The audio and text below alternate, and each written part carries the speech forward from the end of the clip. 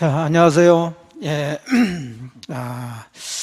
31회 대비 첫 모의고사인데 상황이 좀 이래서 사실은 이제 실제 나오셔서 시간 딱 재고 해서 실제 시험처럼 보셔야 되는데 상황이 그렇지 못해가지고요. 어쨌든 동영상으로 강의를 들으신 분들이나 아니면 다른 분들도 딱 처음 이렇게 시간 좀 재서 시간 내 푸는 그런 연습을 좀 자꾸 하시고 시간이 부족하면 찍는 연습도 자꾸 하시고 찍는 것도 실력입니다. 그래서 자꾸 시간 내 이렇게 이제 푸시는 방법을 좀 자꾸 터득을 하셔야 돼요. 자, 이제 첫 번째라서 그렇게 뭐 아주 어렵거나 뭐 그런 것은 아닌 것 같은데 하여간 저하고 첫 번째 모의고사 해설 강의 좀 시작하도록 하겠습니다. 자, 41번 보시면 법률행위에 관한 설명으로 틀린 거에 대해서 법률행위 기초적인 얘기죠. 1번 저당권 설정행위는 처분행위다. 자, 법률행위 종류를 나누는데 우리가 처분행위, 즉 물권행위하고 의무부담행위, 채권행위 크게 이렇게 둘로 나누는 경우가 있죠. 그럼 처분행위는 물권행위니까 저당권, 물권이죠. 설정행위니까 당연히 처분행위가 맞고요. 두 번째, 타인 소유 부동산도 매매 목적물이 될 수 있다. 뭐 다 아실 거예요, 이제. 즉, 매매는 이제 처분행위가 아니라 의무부담행위, 채권행위이기 때문에 처분 권한이 없는 사람도 할 수 있다. 그래서 타인 부동산 소유 부동산도 매매는 할 수 있죠. 자, 3번은 계약이 체결된 후, 이게 포인트죠. 체결된 후 건물이 전소됐으니까 불능이란 말이에요. 근데 후니까 후발적 불능이겠고, 우리가 후발적 불능은 매매계약이 무효는 아니죠. 원시적 불능일 때 무효가 되는 거고. 그래서 틀린 것 골라라 했으니까 3번이 되겠네요. 4번은 무효는 이익 있는 자 누구든지 주장할 수 있고요. 그 다음에 5번 부동산 등기 특별조치법 제2조 2항 중간생략 등기를 금지하는 거. 자, 이것은 단속 규정이 되죠. 그래서 위반해도 효력은 인정된다. 3번이 되겠네요. 42번 반사회질서 법률행위에 해당되지 않는 것. 자, 아주 단순한 문제인데 1번. 자, 1번의 키워드는 수증자가 부동산 매도인의 배임행위에 적극 가담했다는 얘기죠. 적극 가담은 반사회적 행위. 자, 2번은 부동산에 대한 강제 집행을 면할 목적으로 부동산의 허위의 근저당권 설정. 자, 이거 뭐 자주 나오는 판례인데 이건 허위 표시지, 통정허위 표시지 반사회적 행위는 아니죠. 그래서 2번이 되겠어요. 그러니까 우리가 이제 반사회적 행위에 해당되고 안 되고 해서 해당되지 않는 것들, 좀 뭔가 이상하지만 해당되지 않는 것들 몇 가지 쭉 보시라고 그랬죠. 일단 부척관계와 관련돼서, 자, 부척관계를 계속 유지하려는 것은 반사회적이지만 부척관계를 단절하면서 또는 해소하면서 뭐 생활비 주기로 했던 거, 뭐 이런 것들. 그 다음에 이제 쭉쭉 외워가지고 들어오시면 된다고 그랬어요. 부척관계 단절하니까 이제 그 부정행위를 용서하는 대가로 이런 얘기 나오죠. 자, 남편이 부정행위 용서하는 대가로 이제 자기 부동산을 아내한테 넘겨주고, 그 부정행위 용서하는 대가로 이제 돈 줘야 되겠죠. 그래서 돈 만들기 위해서 투기도 하고요. 자, 그 다음에 탈세를 한다고 그랬어요. 탈세, 양도소득세 같은 것들 아주 전형적이에요. 이런. 그래서 뭘 만들었냐면 비자금 만들었죠. 물론 비자금 조성하는 것은 반사회적이지만 이 비자금, 이미 조성된 비자금을 소극적으로 은닉하기 위해서 임치하는 거죠. 다른 사람 맡긴 거. 자, 이런 것들은 이제 대표적으로 반사회적 행위가 아닌 것들이고, 그 다음에 이제 의사표시에서 문제가 되는 것이 있죠. 거기 지금 통정허위 표시, 허위의 근저당권 등기하는 거. 그 다음에 이제 강박이죠, 강박. 자, 이런 것들은 뭔가 잘못됐지만 이건 의사표시가 잘못된 거지 목적이 잘못된 건 아니죠.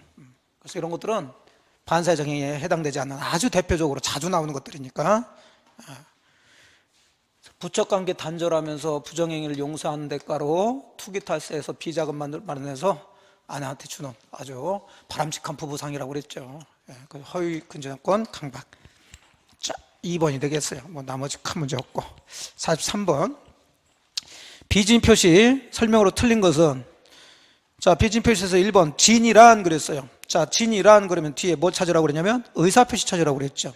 그러니까 의사표시를 하고자 하는 특정한 내용의 의사표시를 하고자 하는 표의자 생각을 말하지 뭐 진정으로 마음속에 바란다, 원한다 그런 얘기 나오면 안 된다고 그랬고 맞았고요. 자, 동그라미 2번은 사직의사 없는 근로자가 결국 일괄 사직서 제출했다는 얘기니까 아주 전형적인 비진 표시가 되는 거죠. 그다음에 이렇게 사직서 제출하는 그런 판례가 거의 대부분 비진 표시라고 그랬어요. 그 근로자들을 보호하기 위해서.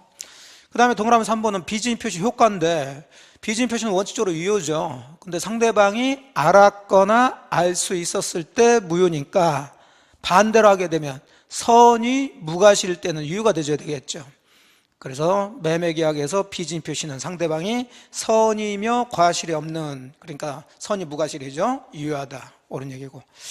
자, 동그라미 4번에서는 두 번째 줄 보다 보면 쭉 읽다 보면 명의를 빌려준 그 얘기가 나와요.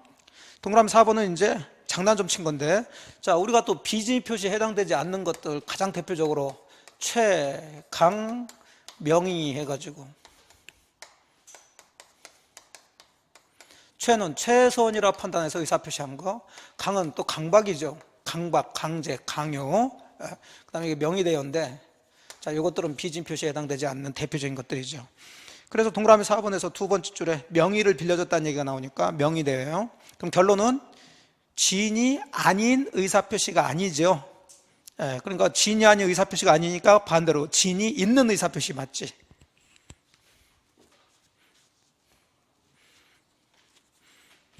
되시겠죠? 반대로 그래서 자꾸 생각하시라는 거예요. 제가 자꾸 수업 시간에도 그렇고, 그런 게 아니면 금방 이게 헷갈리거나 아니면 함정에 빠집니다. 진이 있는 의사표시 맞습니다. 자, 5번은 표의자가 강박에 의해서나마 증여를 하기로 하고, 강박 나왔죠. 강박. 강박, 이건 비진의 표시에 해당되지 않는데 해당한다 그랬으니까 5번이 되는 거죠. 자, 44번 차고의 법률행위 틀린 것은 그랬죠. 자, 4번은 이제 유발된 동계착오가 나오고요. 원래 동계착오는 상대방한테 표시가 됐을 때, 자, 이제 의사표시 내용에 대해서 중요 부분 취소할 수 있는데, 유발된 동계착오는 표시되지 않았더라도 중요 부분 착오가 될 수 있고. 자, 2번은 뭐 유명한 거죠. 농지 상당 부분이 하천임을 사전에 알았더라면 농지 매매 계약을 체결하지 않았을 것이 명백하다. 중요 부분이죠. 자, 3번은 또 착오가 있다 하더라도 경제적 불이익을 입은 것이 아니라면 중요 부분 착오를 할 수가 없고요. 자, 4번의 포인트는 알고 이용한 거죠. 상대방이 알고 이용했으면 그런 사람들 보호할 필요가 없으니까 결론은 취소할 수 있다로 끝나야 된다고 그랬죠. 아무리 중대한 과실이 있다 하더라도. 이런 것들이 자꾸 익숙해져야 된다는 얘기죠. 그래서 4번이 틀렸어요. 알고 이용했는데 취소할 수 없다 그랬으니까. 자, 5번은 뭐 아주 대표적인 판례죠. 자, 매도인이 적법하게 해지했다 하더라도 매수인은 취소할 수 있죠. 4번이 되겠네요. 45번 사기강박 틀린 것은 했는데, 1번은 자, 원래 사기강박을 제3자가 사기강박했으면 또 계약 상대방이 알았거나 알 수 있었을 때 취소할 수 있는데, 그 대리인이 기망행위를 했다는 얘기는 이 대리인은 제3자의 사기에 해당되지 않는다는 얘기니까 항상 대리인이 사기강박했으면 본인이 알든 모르든 무조건 취소할 수 있다라고 나와야 된다고 그랬어요. 없다 그랬으니까 1번 틀렸죠. 자, 나머지 크게 볼 것 없으니까 45번은 넘어갑니다. 46번 대리 틀린 것은 그랬는데, 1번 대리행위 하자는 원칙적으로 대리인 기준으로 판단해야 되고요. 그 다음에 동그라미 2번 쌍방대리는 원칙적으로 허용되지 않는데, 자, 예외적으로 허용될 수 있는 거, 자, 일단 본인의 허락이 있거나 승낙이 있거나 아니면 그 채무 이행할 수 있는데, 그 중에 대표적인 게 등기신청이죠. 등기신청 쌍방대리 허용되고. 자, 3번 4번은 이제 대리권 범위 얘기인데, 3번에서는 쭉 읽다 보면 포괄적 대리권이 보일 거고요. 그럼 포괄적 대리권은 대금 받는 것뿐만 아니라 대금 지급기일을 연기해 줄 권한도 있다고 그랬어요. 그래서 맨 마지막 줄 매매 대금 지급기일을 연기해 줄 권한 가진다 그랬고, 맞았죠. 자, 4번은 매매계약 체결의 대리권은 가졌다. 계약 체결만 하면 되는 거지 맨 마지막 줄 계약을 해지할 수는 없죠. 그래서 대리는 뭐 하면 안 된다고 그랬냐면 해처먹으면 안 된다고 그랬죠. 해제, 처분, 면제, 대출 이런 얘기 나오면 안 된다. 그런 것들이 자꾸 이제 문장 속에서 빨리빨리 이 정도는 보여야 되죠. 이걸 기초로 해가지고 나중에 이제 사례 문제, 가불병 이렇게 해가지고 해서 자꾸 풀어내시고 들어가시면 돼요. 자, 5번은 행위능력, 그래서 이제 4번이 틀렸고, 행위능력자인 대리인이 성년 후견 개시 심판을 받으면, 자, 우리가 대리권 소멸 사유죠. 본사, 대사, 대성파 해가지고 성년 후견 개시.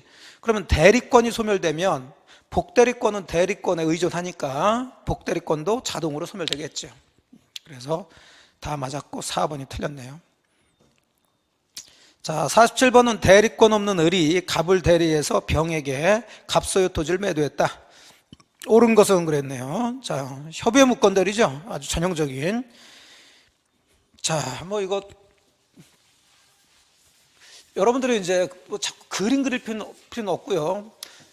다만 이제 그 사례 형태로 나오면 갑이 누구고 을이 누구고 병이 누군지를 좀 동그라미 치면서 거기다 표시해 놓으면서 문제를 푸셔야 돼요. 그래야지 순간적으로 헷갈리지 않습니다. 그러니까 대리권 없는 을 그랬으니까 을이 이제 무건대리라는 얘기고, 무건대리. 자, 그 다음에 갑을 대리하여 그랬으니까 이제 갑이 말 그대로 이제 본인이라는 얘기고, 자, 이걸 병한테 이제 매도했다는 얘기니까 얘가 상대방이 되겠죠. 그래서 여러분들은 뭐 그림은 안 그리더라도 무건대리인 본인 상대방. 왜냐하면 지금은 갑을병에서 우리가 이제 수업 들을 때 순서대로 이렇게 했지만 이걸 막 바꿔놓는 경우가 있어요. 이제 문제를 내면서 뭐 낼 거 낼 거 없으니까 그냥 이런 거 가지고 장난치는 거예요.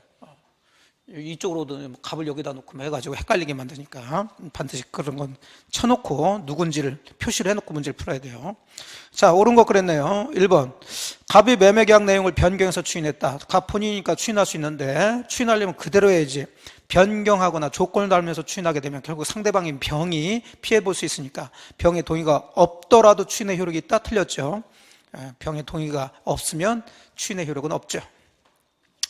2번 을은 갑을 단독 상속했다. 이거 많이 해봤죠. 그럼 을은 본인 갑의 지위에서 추인을 거절할 수 있다? 안 되죠. 지가 팔아놓고 거절하면 안 된다. 그 다음에 3번은 병이 갑에게 상당 기간을 정해서 매매계약 추인 여부 확답을 최고. 자, 이제 병이 상대방이 본인한테 최고했어요. 그럼 확답이 없었다? 그러면 추인한 것으로 보는 게 아니라 추인 거절이죠. 자, 4번 병은 매매계약 당시 을에게 대리권 없음을 알았다. 자, 악의의 병이죠. 자, 악의의 병은 최고는 할 수 있지만 철회는 안 되죠. 그럼 뒤에 이제 철회가 나왔는지 최고가 나왔는지 보시면 되는데 철회가 나오면서 할 수 있다 그랬으니까 틀렸죠. 자, 결국 5번이라는 얘기인데 병이 정에게 토지를 전매하고 이전 등기한 경우, 자, 갑은 을의 대리 행위를 정에 대하여 추인할 수 있다.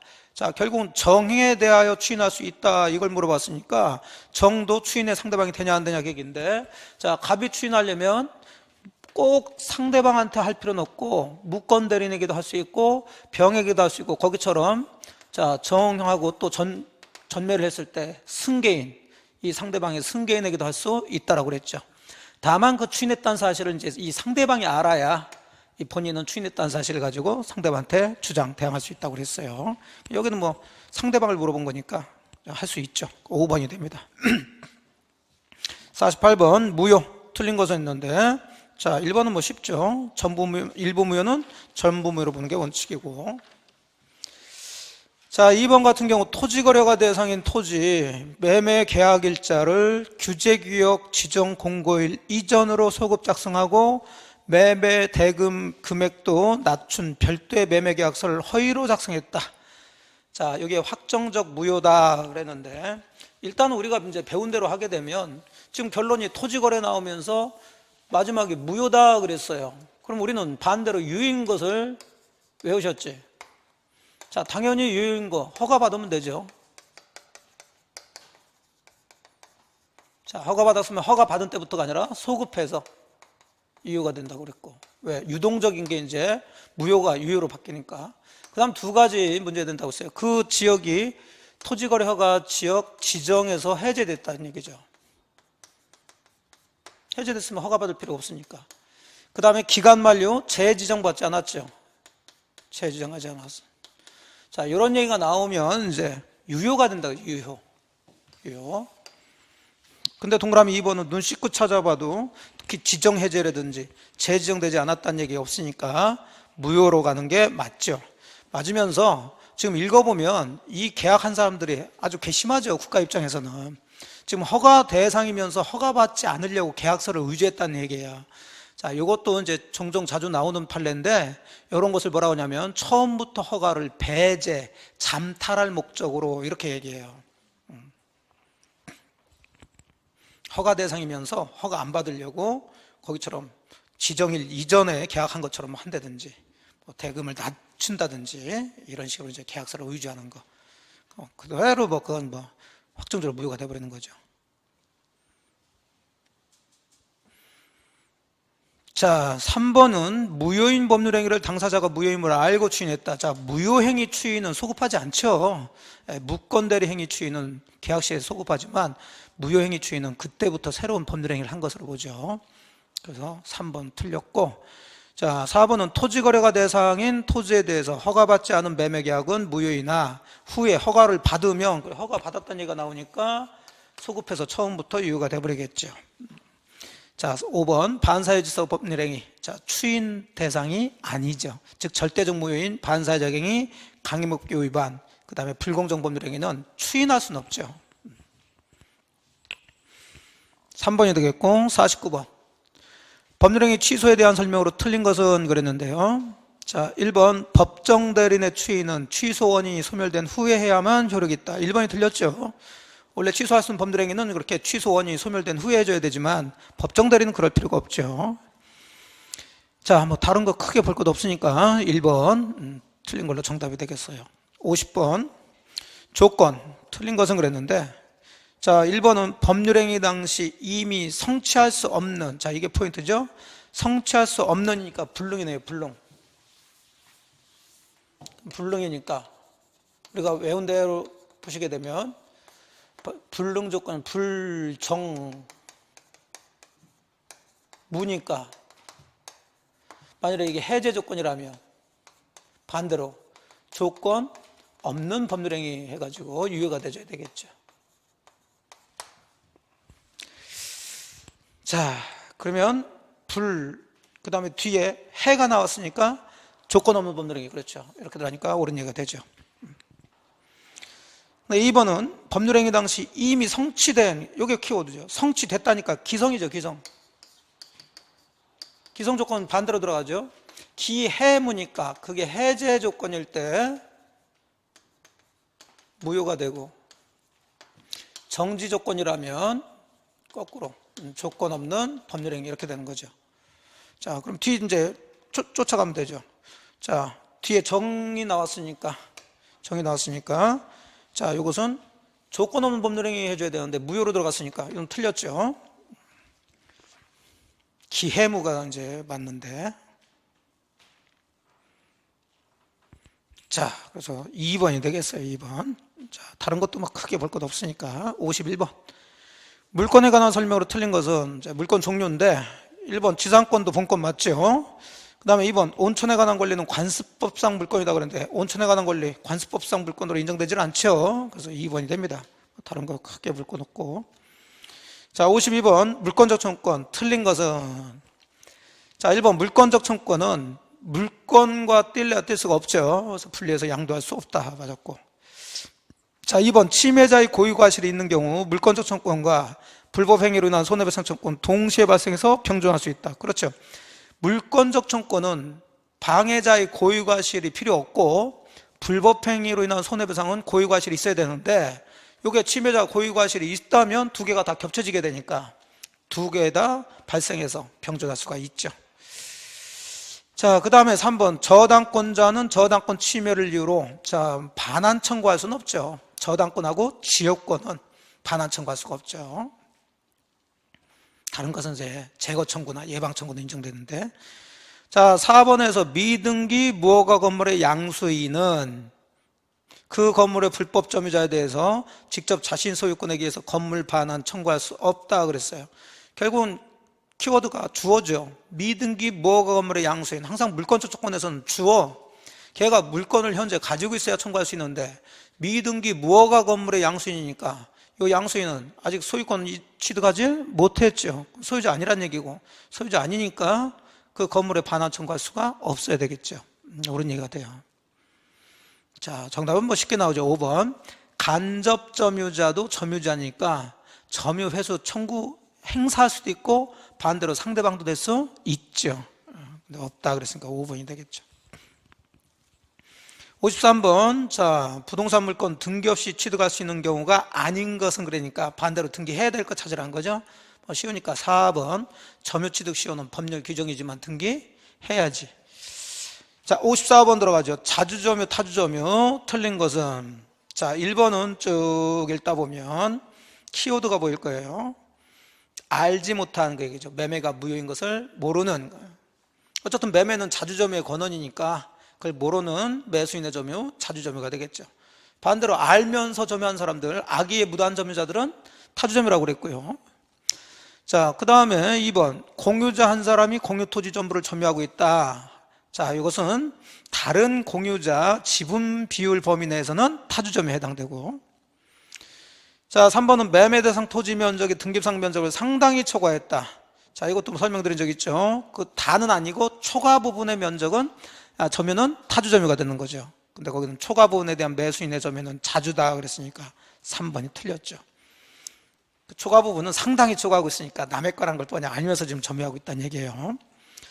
자, 4번 부동산을 타인에게 매도해서 소유권 이전 등기를 격려한 후 인도 의무를 지고 있는 매도인. 자, 이제 거꾸로죠. 매수인은 가지려고 샀으니까 자주점유지만 원래 자기가 가지고 있다가 팔아서 넘겨줘야 될 사람이니까 이 매도인의 점유도 타주점유로 전환이 되겠죠.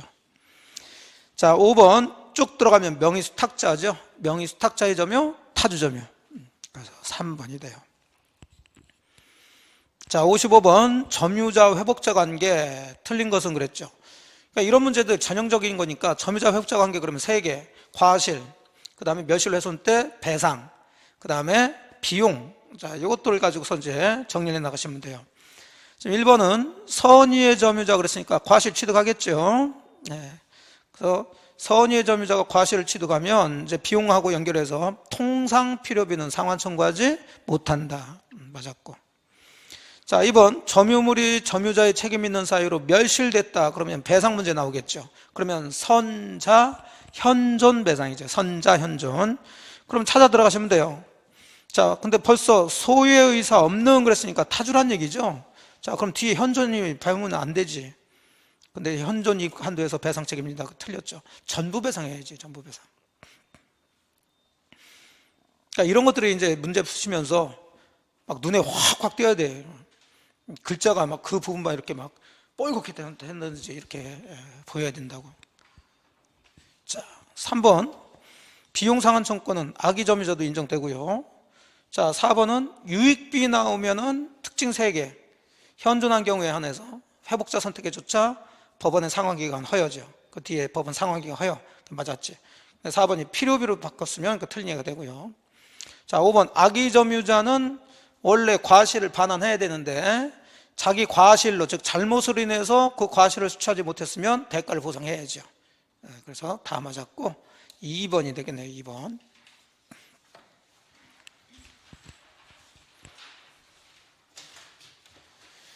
들으면 다 아는데 이거 왜 혼자 풀 때는 왜 생각이 안 났지? 다 그런 거예요. 그래서 항상 시험은 바로 직전에 보고 들어가줘야 돼. 보고. 그러니까 1년 내내 싸움은 그 싸움입니다. 누가 이제 그 직전에 볼 수 있는 자료를 잘 정리해서 얄팍하게 만드냐, 이 싸움이에요. 자꾸 까먹는다고 그러는데 당연히 까먹죠. 다 까먹고 저도 뭐 강의를 한 몇 달 안 하면 다시 하려고 그러면은 안 나옵니다. 저도. 사람 다 똑같아요. 특히 시험은 바로 직전에 전날 한 이틀 내에 확 다 살펴보고 들어가셔야 돼요. 자, 56번 들어갈 차례죠. 주의토지 통행권. 틀린 것은 이것도 뭐 쉽죠.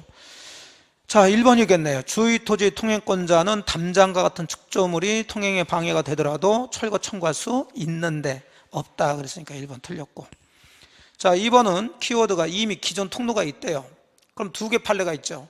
기존 통로가 있는데 다른 데로 다니는 것이 더 편리하다는 이유만으로 그러면 인정되지 않지만 그 통로가 기능을 상실했다, 기능 다하지 못한다 그러면 인정되는 거죠. 그거 찾으면 되죠. 뒤에 두 번째 쪽 기능 상실한 경우 그러니까 인정되겠죠. 자, 3번은 토지 분할 나왔으니까 무상이 나오겠죠. 분할, 일부양도 나오면 무상통행권이고, 그 무상통행권은 분할이나 일부양도 직접 당사자끼리만 인정되지 특정 승계인, 특별 승계인, 양수인에게는 인정되지 않는다. 3번도 맞았고. 자, 그 다음에 이제 누구한테 인정되느냐 그 얘기인데, 결국 명의신탁에서는 대외적 관계니까 남의 땅 이제 사용해야 되니까 대외적으로 소유자, 누구? 명의 수탁자가 되는 거죠. 그러니까 명의신탁자에게는 통일권 인정되지 않죠. 항상 명의신탁 그러면 내부 지들끼리냐 아니면 대외 관계냐 이걸 따지라고 그랬네요. 내부 관계 자기네들끼리면 소유자가 신탁자고, 외부 관계 여기처럼 뭐 남의 땅 사용한다든지 아니면 제3자에게 물권적 청구한다, 자 이런 것들 하게 되면 수탁자가 소유자가 되는 거죠. 자, 5번 또 자주 나오는 판례인데 주의토지 통행권의 범위죠. 현재 이용 범위에서 인정되는 거지 장차 이용 상황까지 미리 대비해서 정할 것은 아니다. 다 맞았고 1번이 되겠네요. 자, 57번 부동산 점유취득시효 틀린 것은 그랬죠. 자, 1번은 시효 취득자가 제3자에게 목적물을 처분해서 점유를 상실했더라도 이를 시효익 포기로 볼 수 있는 것이 아닌 한, 자, 취득한 소유권 이전 등기 청구권은 즉시 소멸되지를 않는다. 등기 청구권에 대한 얘기죠. 자, 그 다음에 동그라미 2번은 시효 취득을 주장하는 점유자는 자주점유 증명할 책임이 없다. 그렇죠.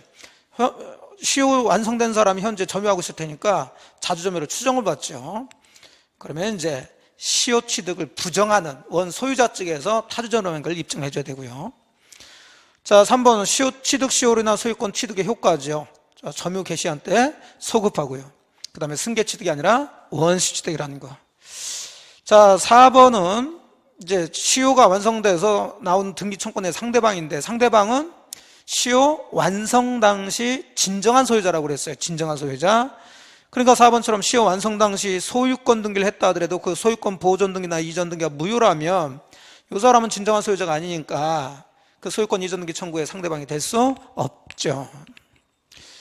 자, 5번이 되겠죠. 즉 시효 완성 당시 진정한 소유자라고 그랬으니까, 자, 시효 완성 당시니 시효 진행 중에 그랬으니 이건 시효 완성 전이란 얘기겠죠. 그럼 시효 완성 전에 목적 부동산이 전전 양도됐다, 뭐 팔리고 넘어갔다, 아무 상관이 없죠. 그럼 시효가 완성됐으면 시효 완성자는 최종 등기 명의자에 대해서 이전 등기 청구할 수가 있어야 되는데 없다 그랬으니까 틀렸죠. 자, 시효 완성이 만일에 2017년도에 됐다, 완성 전에 또는 진행 중에 뭐 여러 사람이 바뀌었다 하더라도 아무 관계가 없다는 거죠. 그러면 이제 시효 완성 당시 소유자를 따지면 되니까, 그러면 완성 전에 여러 사람이 바뀌어서 소유자가, 그럼 맨 마지막 사람이 시효 완성 당시 소유자를 될 테니까 최종 명의자 이 사람한테 등기해달라고 청구할 수 있어야 되겠죠. 그래서 5번 틀렸고. 자, 58번 갑과 을이 X건물 공유하고 있는 경우에 관한 설명으로 틀린 것 그랬는데, 자, 공유에 대한 사례 문제죠. 자, 얼마씩 가지고 있는지는 얘기 안 하고 있어요. 그냥 문제를 내면서 지분은 말하겠다고 얘기인데, 1번은 3분의 1 지분권자 을이 갑의 동의 없이 자신의 지분을 병에게 처분할 수 있다 그랬어요. 자, 지금 뭘 처분하냐면 지분을 처분한다는 거죠. 건물을 처분하는 게 아니라, 당연히 그러니까 지분은 처분이 자유니까 되겠죠. 자, 2번은 3분의 1 지분권자 을이 갑의 동의 없이 X건물을 병에게 임대를 냈다고 그랬어요. 자, 임대 관리행위인데, 자, 그 임대 행위는 지금 임대차 계약이 유효냐 무효냐 이걸 물어보고 있는 건데, 역시 앞쪽에서 보신 것처럼 임대차 계약은 처분행위가 아니라, 자, 의무부담행위, 채권행위죠. 채권행위니까 소수 지분권자인 을이 한 임대차 계약도 일단은 유효가 되죠. 매매 계약도 유효가 된다고 그랬어요. 다만 이제 매매 계약을 통해 가지고 소유권 이전 등을 한다거나, 아니 임대차 계약을 했는데 그 임차인이 그 목적물을 점유 사용하고 있다거나, 그러면 그 점유 사용이 이제 적법한 게 아닌 거죠. 임대차 계약 자체는 유효다. 그러니까 이런 것들을 가지고 이제 우리 공부하신 분들이 많이 힘들어하세요. 야, 왜 배운다로 하면 임대는 관리행위로 해서 지분의 과반수가 해줘야 된다 그런 얘기인데, 그래, 그건 맞아요. 지분의 과반수 맞는데,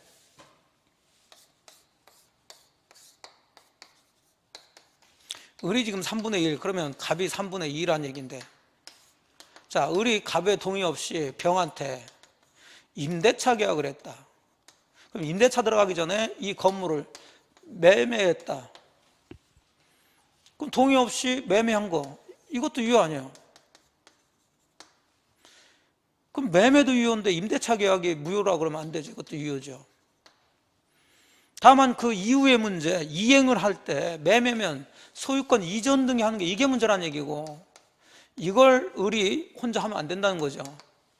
또 임대차 했으면 병이 이 건물을 이제 점유 사용해야 되는데 실제로 점유 사용하는데 이 점유가 적법하지 않다는 얘기지. 이해되시나요? 네. 그러니까 당연히 과반수 지분권자는 이 병이 점유 사용하게 되면은, 야, 나는 이 임대차 동의 안 했으니까 나가셔 할 수 있다는 거죠.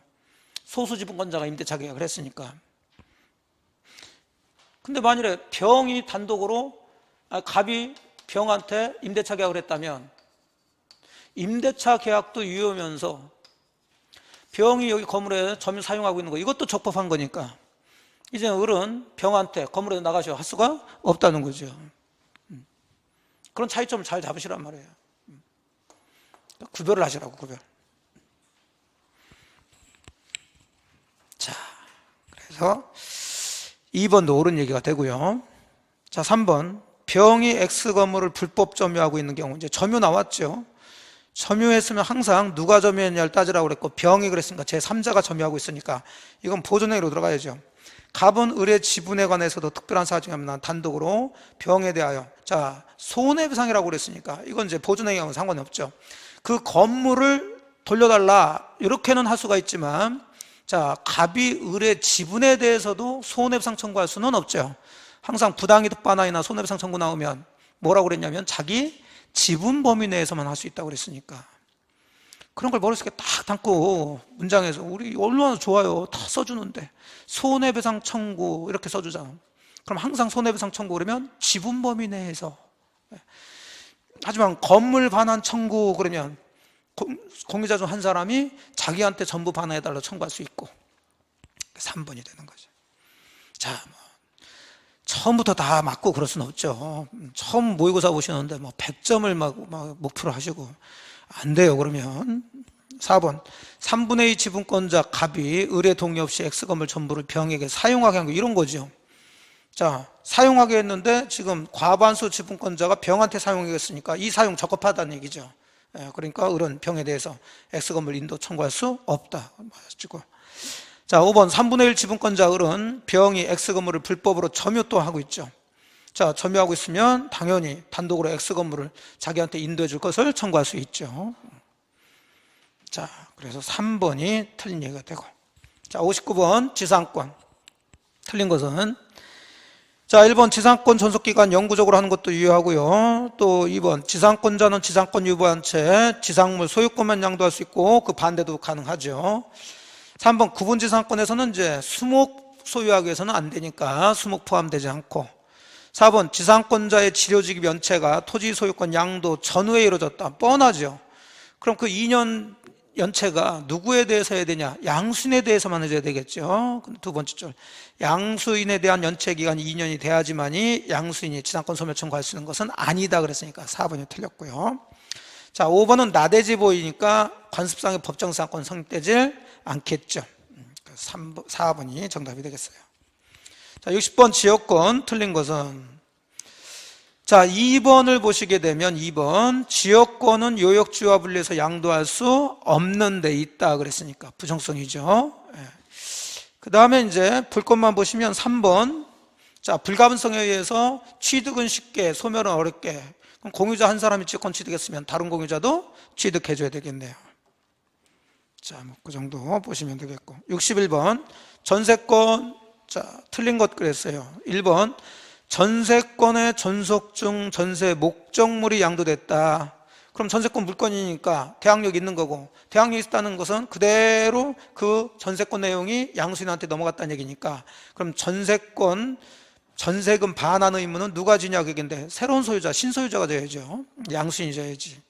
근데 전세권 설정자가 전세금 반환 의무를 준다 그랬으니까 틀린 얘기가 되는 거죠. 1번이 되겠어요.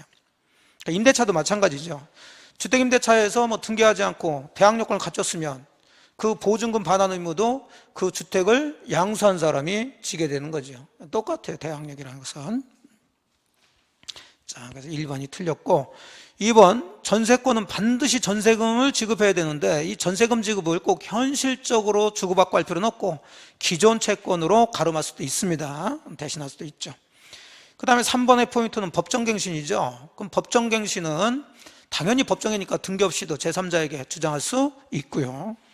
자, 주의해서 보시면 법정갱신은 주의할 게 세 가지가 있다고 그러는데 지금 등기할 필요가 없다는 거 하나하고, 그 다음에 두 번째는 그 갱신 기간이죠. 원래 법정갱신 됐으면 그전 거하고 동일하게 갱신돼야 되는데 기간만은 정함이 없는 걸로 보죠. 기간만은.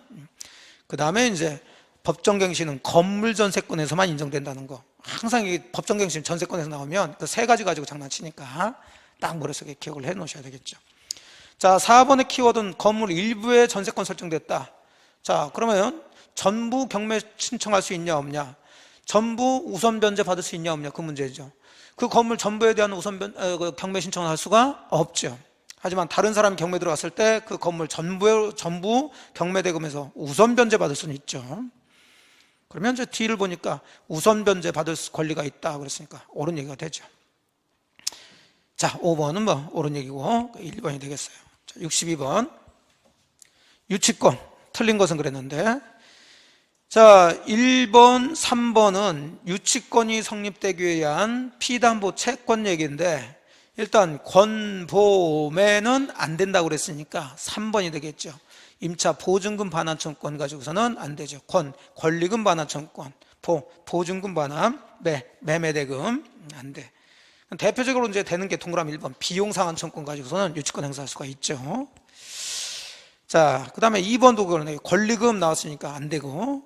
그래서 1번, 2번, 3번은 유치권이 성립될 수 있냐 없냐 그 피담보 채권 가지고 얘기했고, 자, 4번은 유치권은 법정 담보물권이지만 당사자 특약으로 배제할 수가 있죠. 자, 그 다음에 5번도 자주 나오는데 유치권은 그 물건을 점유를 해야 되고 그 점유는 간접 점유로도 가능하죠. 다만 채무자를 직접 점유자로 해서 간접 점유하는 것은 채무자한테 돌려주는 거나 마찬가지니까 이런 걸로는 유치권 성립할 수가 없죠.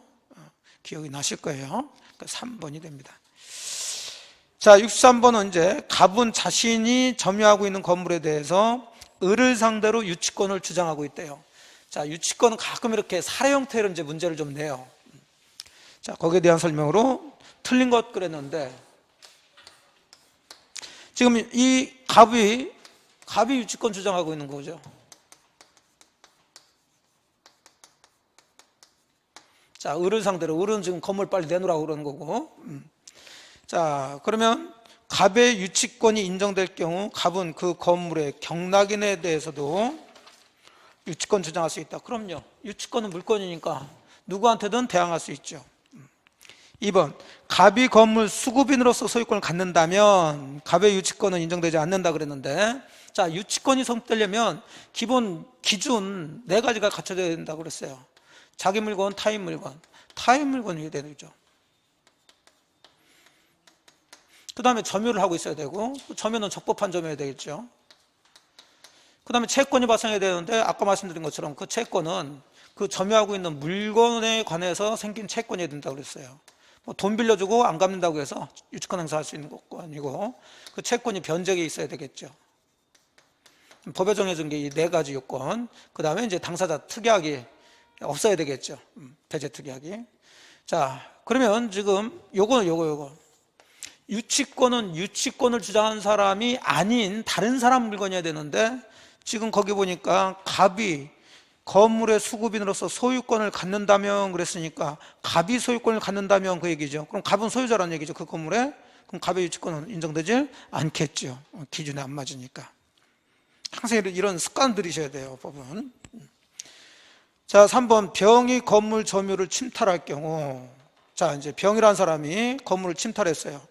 그럼 갑 유치권자는 유치권에 기해서 물권적 조건 행사할 수 없지만 이 건물을 점유하고 있으니까 점유권에 기해서 물권적 조건 행사할 수 있겠죠. 그래서 점유물 반환 청구권 행사, 점유를 회복할 수는 있겠지.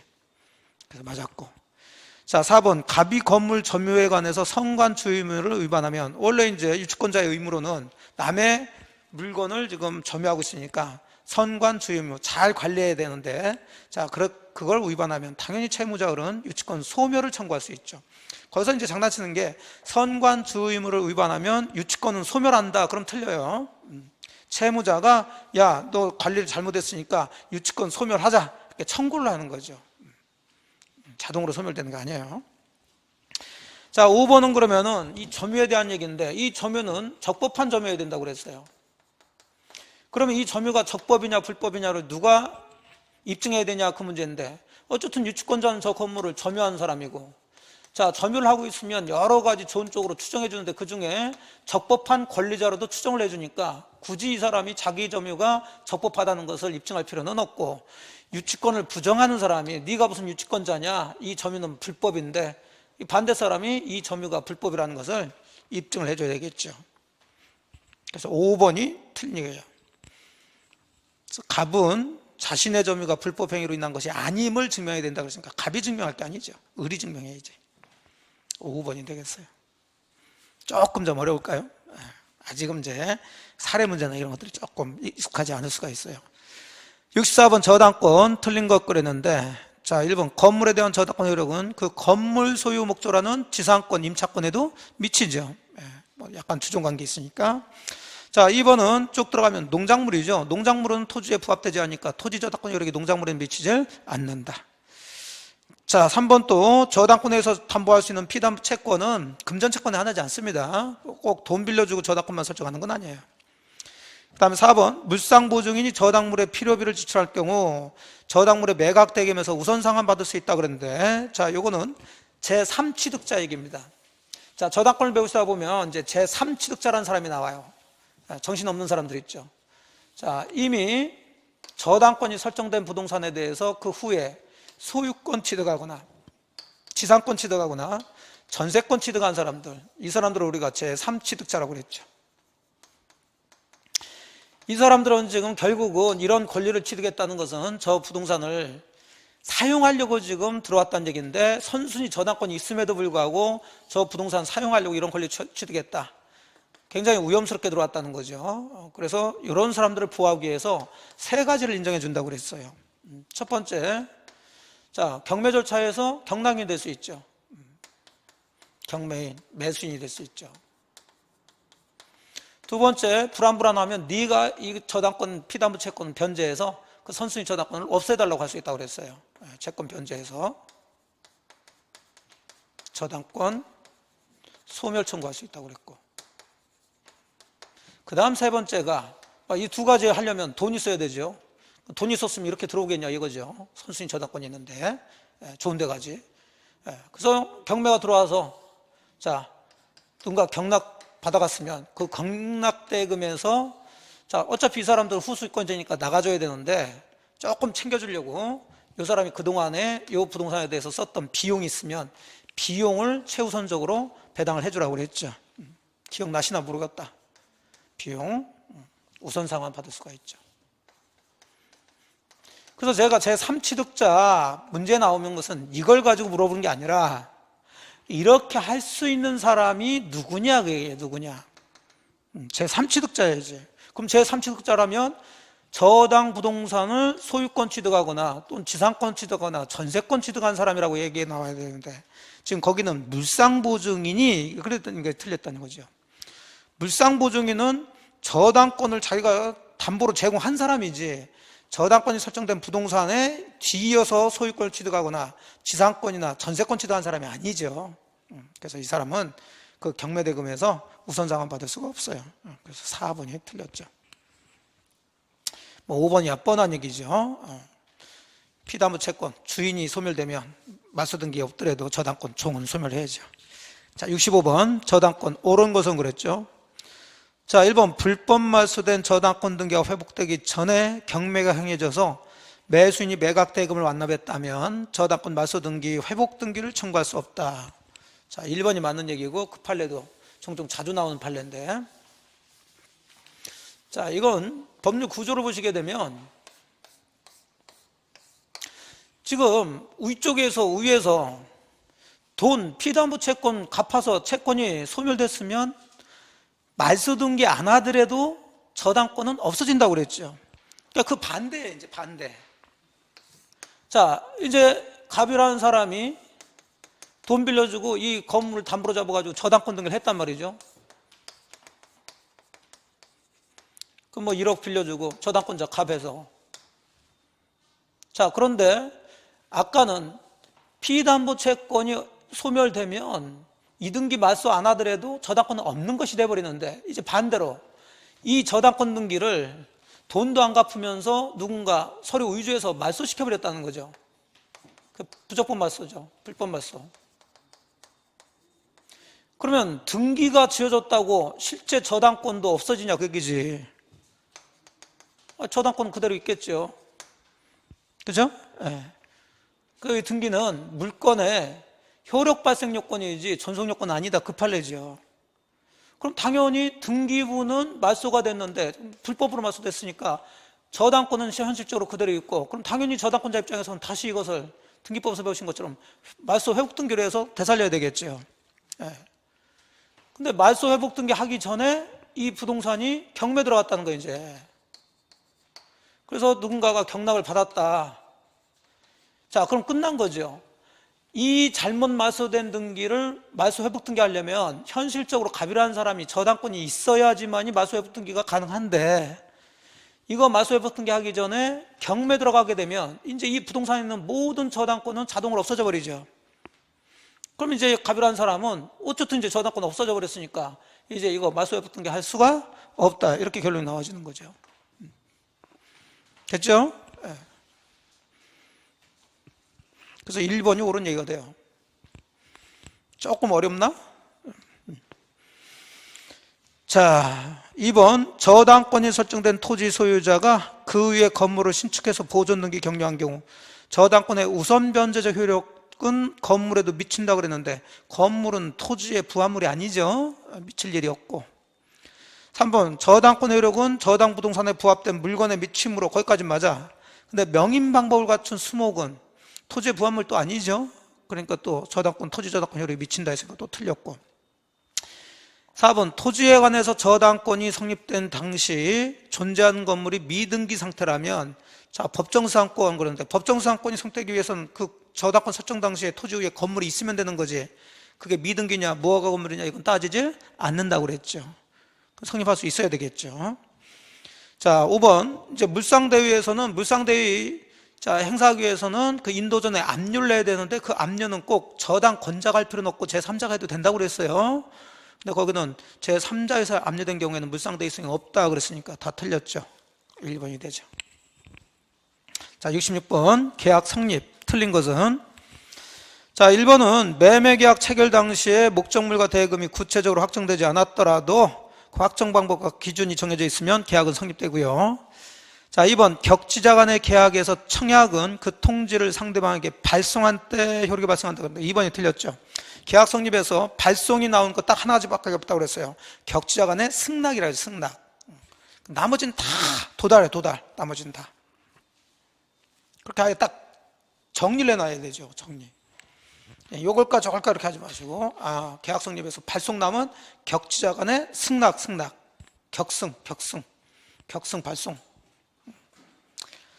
자, 그래서 2번 틀렸고, 자, 3번 불특정 다수인에 대한 청약 효력이 있죠. 반대로 불특정 다수인에 대한 승낙은 효력이 없죠.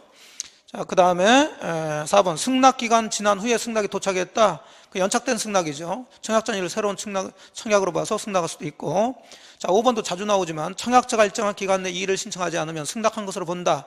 이런 뜻의 청약을 했다 하더라도 상대방은 이에 구속되질 않는다. 자, 그래서 2번이 되겠죠. 67번 동시행항변권 틀린 것은 그랬는데, 자, 동시행항변권에서 동시행 관계가 아닌 것,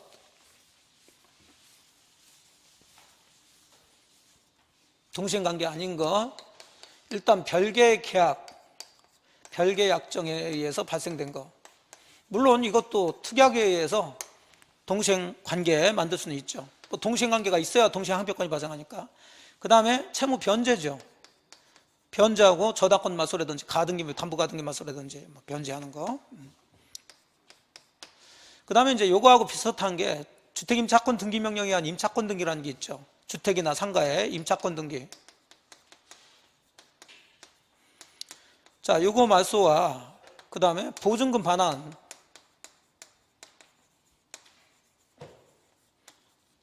자, 요거는 임차권 등기는 임차권 등기명령에 의한 임차권 등기를 얘기하는 거예요. 요것은 살겠다고 등기한 게 아니라 다 끝났는데 보증금을 안 내주니까 법원에 임차권 등기명령 신청해서 등기가 된 거니까 돈 받자는 거예요. 이거하고 똑같은 얘기죠. 그럼 이것은 돈을 먼저 받아야 맞소를 해주는 거지. 이게 동시행관계에 있는 것은 아니죠. 이것도 아주 장난 많이 친다고 그랬고. 그 다음에 경매무효가 나오죠. 경매무효로 어쩌고 저쩌고 저쩌고. 아주 대표적인 것들이라고 그랬어요. 이것들이.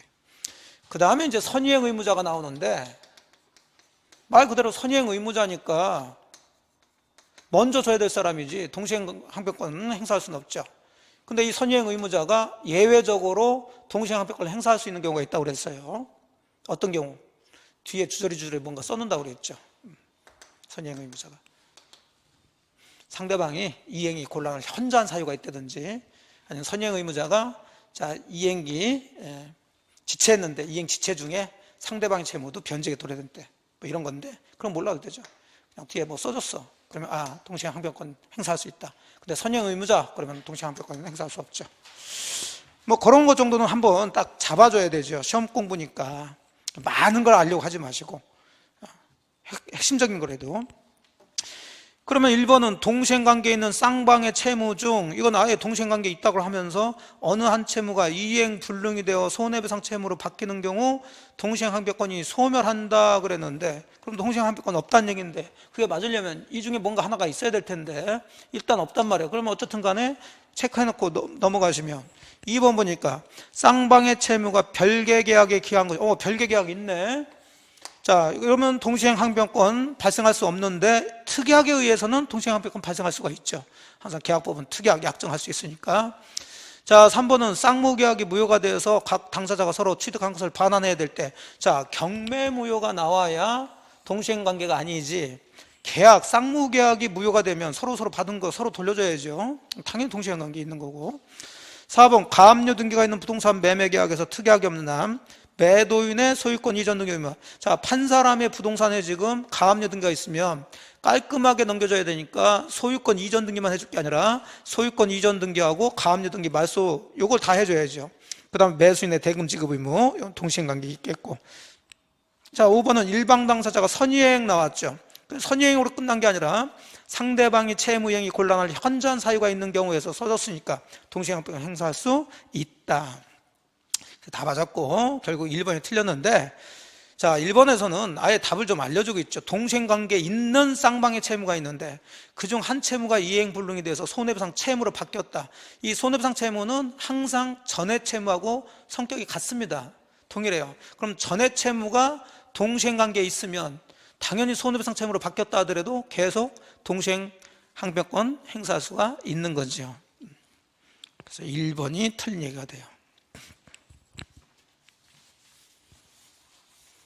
그렇게 풀어도 되고 지금 이 외워놨던 게 없으니까 소멸되지 않는다, 행사할 수 있다 이렇게 나와야 되지.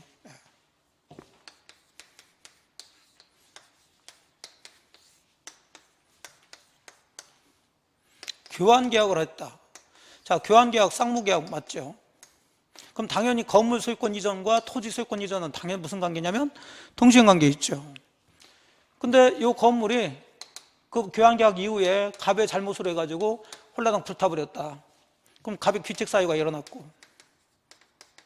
귀책사유 불능이니까 후발적 불능으로 채무 불량이란 말이죠. 그럼 원래대로 우리가 배운 바로 하면은 의뢰한 사람은 이 계약을 최고 없이 그냥 즉시 계약을 해지할 수 있다는 얘기지. 그 해지할 때는 그렇게 얘기하는 거고 의리 꼭 이 계약을 해지해야 되냐 그렇진 않다는 얘기예요. 자, 이 교환계약 그대로 놔두면서 보니까는 이 건물이 자꾸 막 이게 오르더라는 거죠.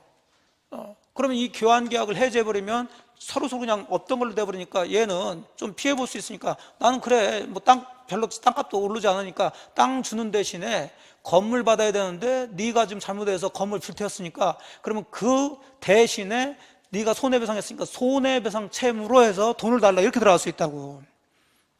그냥 교환계약을 유지하게.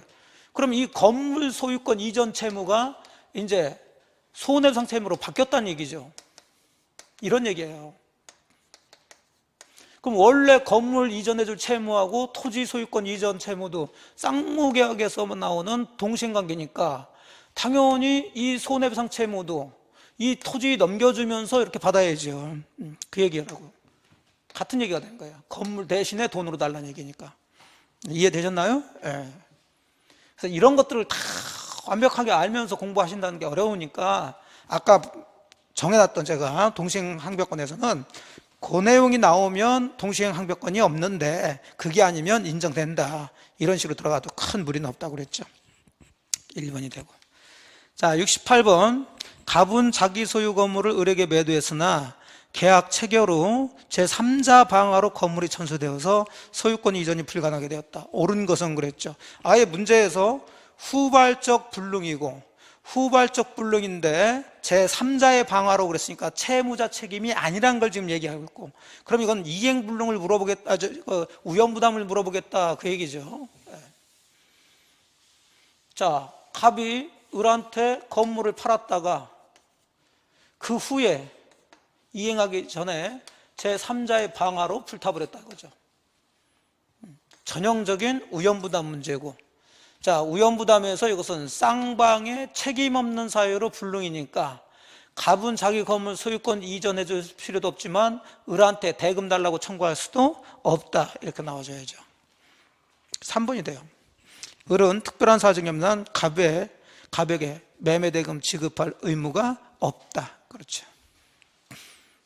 자, 69번 들어갑니다. 제3자를 위한 계약에 관한 설명으로 틀린 것은 그랬는데, 제3자를 위한 계약도 우리가 많이 보셨는데 1번 수익의 의사표시는 제3자라는 계약의 성립 요건 아니고요.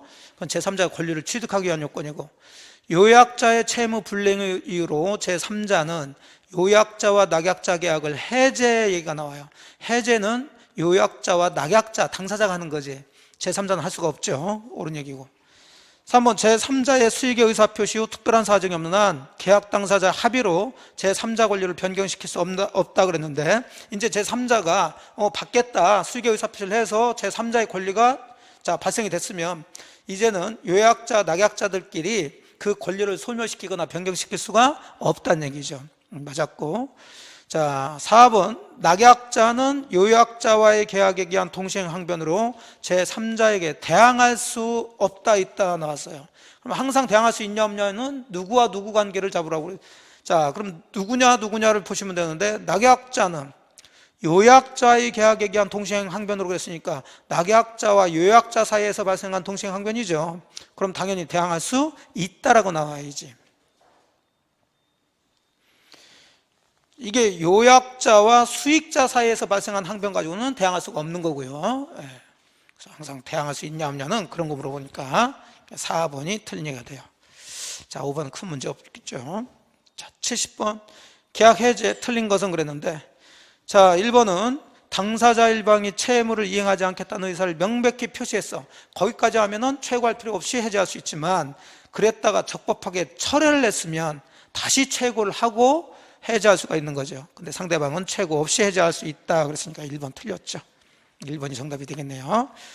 자, 2번 이행불능이니까 당연히 최고 없이 계약을 해제할 수 있고요. 자, 3번은 정갱이 역시 최고 없이 계약 해제할 수 있고요.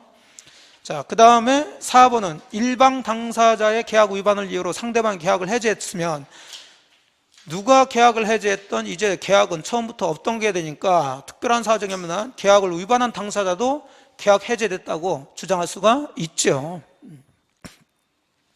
자, 5번은 이제 해제권 행사하는 방법 불가분성이죠. 여러 사람이 있으면 전원으로부터 하거나 또 전원에 대해서 해줘야 된다. 자, 그래서 정답은 이미 1번으로. 자, 71번 계약금 틀린 것은 그랬죠. 자, 1번 계약금의 성질로 언제나 증약금의 성질 맞죠. 자, 그 다음에 2번 매매계약 성립 후에 교부된 계약금도, 자, 계약금 계약은 매매계약의 종된 계약이지만 꼭 동시에 할 필요는 없다고 얘기죠. 나중에 줘도 계약금으로서 효력이 있고요. 3번 계약금 포기에 의해서 계약을 해지했다. 자, 계약은 소급적으로 무효가 되지만 일반적인 해지하고는 다르게 원상회복 의무라는 게 없죠. 왜냐하면 계약금에 의해서 계약을 해지하는 것은 이행 착수하기 전에 했을 테니까 주고받은 게 없단 말이죠. 원상회복이라는 게 없고, 또 하나 없는 게 손해배상 청구라는 게 있을 수가 없죠. 보통 계약 해지는 상대방의 채무 불이행 때문에 계약을 해지하니까 계약을 해지하면서 손해배상도 청구할 수 있는데, 이 계약금에 의한 것은 상대방이 아무 잘못이 없다 하더라도 자기가 계약금 걸어놓고 이행 착수하기 전에 준 사람은 그냥 포기하고 그다음에 받은 사람은 100 상환해서 계약을 해지하는 거니까 손해배상 얘기가 나올 수가 없어요. 그래서 원상회복 의무하고 손해배상 청구권은 발생하지 않는다. 3번이고요. 자, 4번은 뭐 당연히 계약금 포기하고 행사할 수 있는 해제권은 당사자 합의로 해제할 수 있고요. 자, 그 다음에 5번 계약금을 수령한 매도인이 계약을 해제하기 위해서는 매수인에게 100 이행 제공해야 되는데 매수인이 이를 받지 않는다고 해서 콩탁까지 할 것은 아니다. 3번이 되죠. 72번 매도인의 담보 책임에 관한 설명 중 틀린 것은 그랬는데, 자, 이런 것들도 키워드를 잘 잡으시면 돼요. 물론 외우셨어야 되겠죠, 내용을. 그럼 동그라미 1번은 매매 계약 당시 이미 목적물에, 자, 일부 멸실이죠. 자, 일부 멸실 나왔다 그러면은 수량 부족 일부 멸실, 악의 매수인은 아무것도 할 게 없다. 선의 매수인은 대금 감액 청구권이라든지 손해배상 같이 하든지 아니면 계약 해지하고 손해배상 같이 할 수 있다. 그럼 선의 매수인 그랬으니까 대금 감액 청구할 수 있다. 오케이, 맞았고. 자, 2번은 매매 목적물이 전세권의 목적이 됐다. 자, 목적물이 이제 용익권에 의해서 제한됐다는 거죠. 역시 이것도 악의 매수인은 아무것도 할 수가 없고요. 선의 매수인도 계약을 해지하려면 그 계약 목적을 달성할 수 없는 경우에 한해서만 해지할 수 있다고 그랬으니까, 자, 2번 역시 맞았죠. 선의 매수인 목적 달성할 수 없는 경우 해제. 자, 3번은 저당권 나왔으면 선악불문하고 다 할 수 있죠. 그래서 저당권이 설정된 목적물의 매수인이 출제를 내서 그 소유권을 보존했다 그랬으니까 돈 들여서 경매 당하는 것을 막았다는 거죠. 그럼 매수인은 그 매도인에 대해서 그 상환 청구할 수 있죠. 그 매수인은 선의 악의 다 된다는 거고. 자, 4번은 매매 목적인 권리 전부가 제3자에게 속했다. 자, 권리 전부가 타인에게 속한 거죠. 그럼 권리 전부가 타인에게 속했을 때 뭐 선의 매수인 다 할 수 있으니까 큰 문제가 없지만 악의 매수인이 할 수 있는 것은 딱 하나, 계약 해지할 수밖에 없죠. 전부해. 자, 그래서 악의 매수인은 매도인 일을 취득할 이전할 수 없는 때에는 계약을 해지할 수 있다. 옳은 얘기죠. 자, 5번 수량 지정 매매. 자, 이게 이제 수량 지정 매매에서 부족하다는 거죠. 수량이 부족했다. 수량 부족. 그럼 1번하고 똑같죠. 수량 부족이나 일부 멸실에서는 악의 매수인은 아무것도 할 수가 없는데 악의 매수인이 대금을 감액 청구할 수 있다 그랬으니까 5번이 틀린 얘기가 되는 거죠. 자, 73번 임차인의 권리가 아닌 거 쉬운 얘기죠. 4번이 되죠. 경매권이나 간이 변제 충당은 유치권자가 갖는 거죠. 자, 74번 임대인 임차인 권리 의무 틀린 것 그랬는데, 자, 1번 통상 임대차에서 임대인은 특별한 사정이 없는 한 임차인 안전 배려할 의무까지 부담하는 건 아니죠.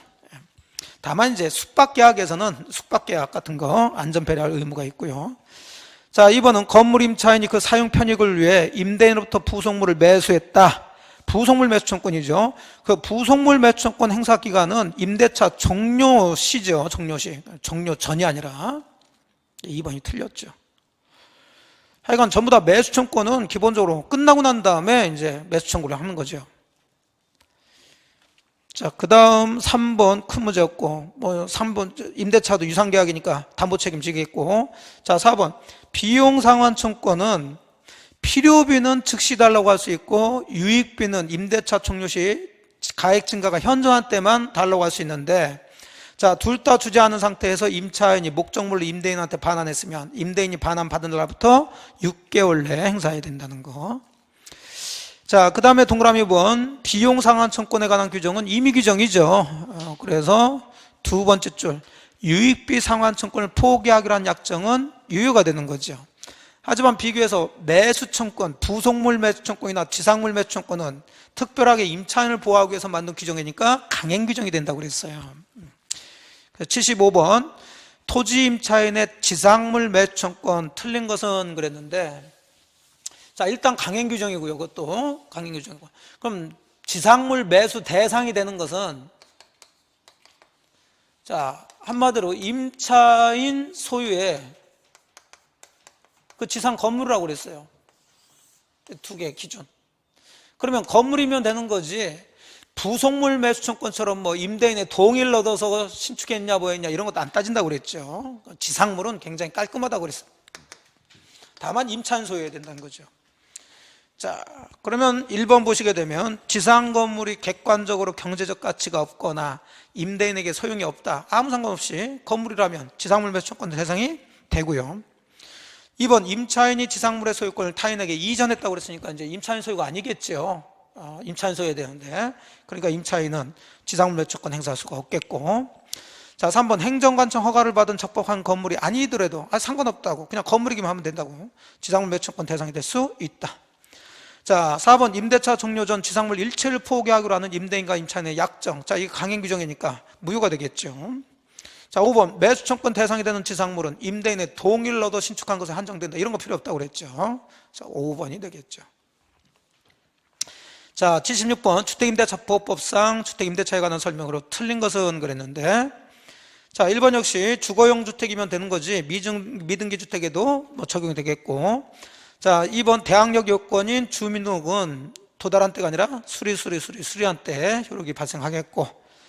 자, 3번 우선 변제는 주택뿐만 아니라 대지 환가대금에서도 우선 변제 받을 수 있다고 그랬어요. 대지 매각대금에서도. 그래서 두 번째 줄 대지만 경매되더라도 그 매각대금으로부터 우선 변제 받을 수가 있다. 자, 4번 소액 임차인이 최우선 변제 받기 위해서는 확정일자까지는 필요 없고 대항 요건만 갖추면 되죠. 근데 거기는 경매 신청 등기 전까지 임대차 계약서에 확정일자를 받아야 최우선 변제권 행사할 수 있다. 그래서 4번이 틀렸죠. 자, 5번 주택임대차가 묵시적으로 갱신됐네요. 자, 법정갱신이죠. 그러면 법정갱신됐으면 일단 기간은 2년으로 되죠. 주택이니까. 하지만 임차인은 언제든지 임대인에게 계약 해지를 통고할 수 있죠. 다만 임대인은 할 수가 없다고 그랬고요. 그럼 임차인이 해지 통고했으면은 해지 효력은 즉시 효력이 발생하는 게 아니라 3개월이 경과돼야, 3월이 경과돼야 해지 효력이 발생한다. 뭐 다 잘 아실 거예요. 그래서 4번이 되겠네요. 77번 주택임대차보호법도 틀린 것은 그랬는데, 자, 1번은 뭐 2년 최단기간, 그 다음 2번 대항력 요건은 주택인도하고 주민도 맞추면 그 다음 날부터. 3번 임차권보다 선순위 저당권이 존재하는 주택이 경매로 매각됐다. 자, 그럼 항상 요거 후순위 저당권자 실행으로 뭐 경매되냐 안 되냐 그런 거 따지지 말고 그 임차권보다 선순위 저당권이 있냐 없냐를 따지라고 그랬어요. 그럼 거기 좀 임차권보다 선순위 저당권이 존재하는 그랬으니까, 자, 그러면 당연히 이건 대항력권을 갖췄다 하더라도 대항력이 없죠. 그러니까 결국은 매수인 경락인한테도 대항할 수 없으니까 경매 매수인은 임대인의 지위를 승계하는 게 아니죠. 원래 대항력의 내용이 주택의 양수인이 임대인의 지위를 승계해서 보증금 반환 의무를 지게 되는데 이건 그렇지가 않다는 얘기죠. 그래서 3번이 틀린 얘기가 되겠네요. 자, 그 다음에 4번 대항력 있는 임대주택 양도된 경우 이거죠. 보통 대항력이라면 이제 양수인이 임대차 보증금 반환 채무를 면책적으로 인수하고 양도인, 즉 전에 임대인은 임대차 보증금 반환 채무를 면하게 되는 거죠. 근데 3번은 선순위 저당권이 있기 때문에 경락에는 그렇지 않다는 거죠. 자, 5번은 뭐 임차권 등기명령에 대한 거니까 읽어보시고 3번이 되겠죠. 자, 78번 상가건물 임대차보호법 틀린 것 그랬는데, 자, 1번 사업자 등록은 상가건물 임대차 대항력이나 우선변제권 취득요건일 뿐 전속요건 아니다? 아니죠. 취득요건이면서 전속요건이 되는 거죠. 뭐 주택 같은 경우 주민등록도 마찬가지죠. 다른 데 옮겼다가 다시 오면은 대항력이 없어졌다가 다시 옮겨놨을 때부터 다시 생기게 되는 거죠. 자, 뭐 다른 건 큰 문제 없으니까 1번. 79번 부동산 실권리자 명의 등기에 관한 법률에 관한 설명으로 틀린 것은 그랬는데, 자, 1번 무효인 명의 신탁 약적이다 하더라도 이건 반사회 질서 행위가 아니죠. 그러니까 거기에 따라서 등기했다고 해서 이거 불법 원인급여로 반환 청구 못한다 그러면 틀린 얘기가 되는 거죠. 다시 되돌릴 수가 있죠. 그래서 1번 옳은 얘기가 되고, 자, 2번 명의신탁자가 제3자에게 부동산을 처분한 경우 그랬어요.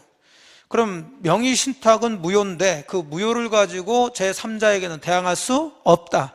즉 제3자는 선악 불문한다. 그럼 반대로 제3자는 선의 악에 상관없이 소유권을 취득하겠죠.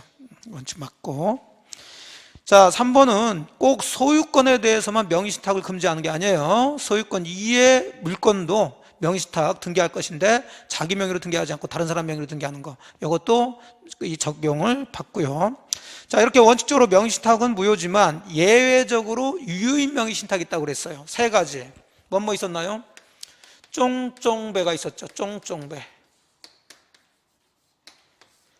쫑, 종중, 또 쫑, 종교단체. 자, 배, 배우자죠. 쫑쫑배. 요게 이제 탈세나 탈법 목적이 없으면, 아니면 이제 유효가 되는 거고, 이 유효인 명의신탁을 가지고 이제 계속 우리가 민법 배울 때 명의신탁자, 수탁자 얘기할 때 내부적으로는, 자, 명의신탁자가 소유자고 외부적으로 제3자와의 관계에서는 등기된 수탁자가 소유자라는 거죠. 항상 원리대로 들어가시면 되죠. 그러니까 우리가 민사특별법 가서 부동산 실명법 들어가기 전에 명의신탁 얘기 나오면 다 이 구조니까. 그래서 오늘 또 몇 번 해봤죠. 자,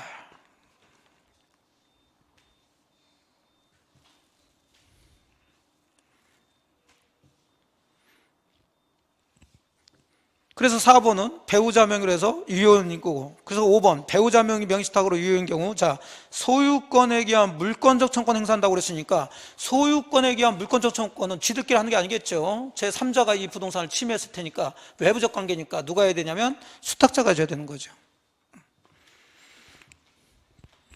근데 신탁자가 직접 행사할 수 있다 그래서 5번이 틀린 얘기가 되는 거죠. 자, 이 명의신탁의 원리를 정확하게 잡고 들어가시면 뭐 가서 맞춰주기만 하면 돼요. 80번 집합건물 소유물 관리관한 법률 설명으로 틀린 것 그랬는데, 자, 1번은 전유 부분이라는 것을 개념 잡으신 거예요. 구분 소유권의 목적인 건물 부분을 말하고, 자, 2번 대지 사용권은 원래 전유 부분과 분리해서 처분할 수가 없죠. 다만 규약에 의해서는 분리 처분이 가능하죠. 근데 거기는 법원의 강제 경매 절차에 의해서 분리 처분할 수 있다 그랬는데, 경매 절차라면 더더욱 분리 처분하면 안 되지. 아파트 따로 받고 대지권 따로 받고 그러면 안 되죠. 그래서 2번이 틀린 얘기가 되죠. 자, 다른 거 뭐 크게 뭐 볼 건 없으니까 80번 문제도 여기까지 해서 첫 번째 모의고사 40문제 민법 해설 강의 좀 해봤네요. 뭐 들으신 분들 아니면 또 동영상으로 하셨던 분들 조금 미흡한 거 있으면 동영상 들으신 분들은 거기 저기에 질문 해가지고 질문 올리시고 뭐 그다음에 다른 분들도 질문하시면 돼요. 항상 저희들을 많이 이용을 하셔야 돼요. 시험 볼 때까지 학원하고 저희들을 많이 이용하셔서 꼭 합격하시기 바랍니다. 건강 챙기시고요. 다음에 뵐 때까지 고생 많으셨습니다. 수고하셨습니다. 예.